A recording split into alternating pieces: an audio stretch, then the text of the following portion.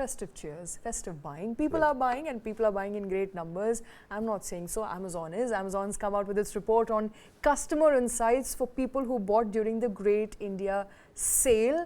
Some very interesting trends, but here's what I picked on. Yeah. That is, out of all purchases made, or out of every purchase made, 4 people out of 1 out of 4 people is actually buying on EMI, which means they're buying more than they can afford at the moment.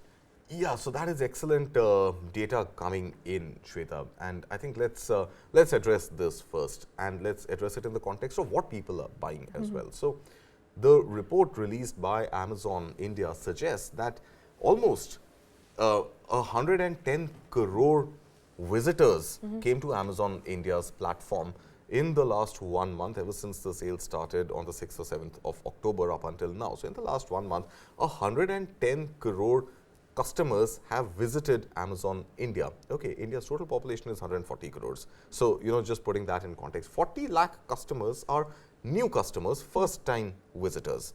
Now, where are these new as well as existing customers coming from, especially those who are actually checking out, buying something and checking out? About 80% of those are coming from tier 2 and tier 3 cities.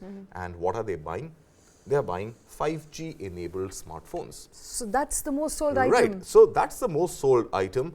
5G smartphones is what people want to buy, and this demand is coming from tier 2 and tier 3 cities. 5G smartphones are expensive. Tier 2, tier 3 cities don't have the same income levels as metropolitan cities or tier 1 cities, and hence I think it seems lucrative for them to go ahead and opt for an EMI. And these EMI schemes are also fairly interesting because there are certain cards and certain schemes that offer you a no-cost EMI. So if you want to buy a 50,000 rupee phone and spread it over 6 months as EMI, you could actually get away by paying 0% interest on that EMI. So why would somebody not opt for that? Now again, we could try and read between the lines and assume that that there isn't enough money available in the hands of the population in tier 2 and tier 3 cities, and hence they're opting for loan. But I think my counter to that, Shweta, politely, would be that if they don't have the money, then they would not really be making those high value purchases.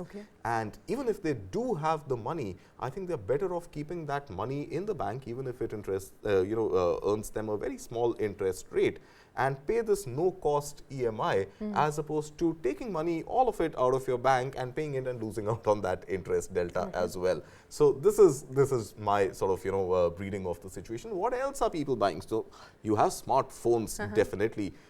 People are buying large screen televisions, and these large screen televisions are 55 inches and upwards.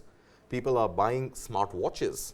And people are buying, not in as much measure, but people are buying white goods, within which I think one theme that is standing out for me is the fact that people are getting a little more health conscious. So what is in demand are air fryers, which require very little oil to fry those delicious pakoras. They have sports equipment, outdoor sports equipment, as well as home sports equipment, those dumbbells and those stretch bands, etc. So that is what people are buying. But I think the larger theme emerging, high value purchases, expensive premium products being purchased, the purchases coming from tier 2 and tier 3 cities, and people not really opting for cash on delivery or making one-time purchases, rather splitting them into EMIs. All right, those are interesting insights from the Amazon report. But all in all, I know you and I disagree on whether you should spend that money, whether you should save that money. I think we can agree that Indians are getting more aspirational. No doubt, absolutely, Shweta. Buying across look at data across all aspects. I mean, there are the naysayers who say that the K-shaped recovery that India saw has actually widened the inequality gap. I don't contest that because I think there is data that supports that as well. But aspirations are a very different animal. So affordability and aspiration are two different issues altogether. Affordability for certain pockets may have gone down, but aspirations only continue to rise, which means we shall overcome and we will chug along and pull through.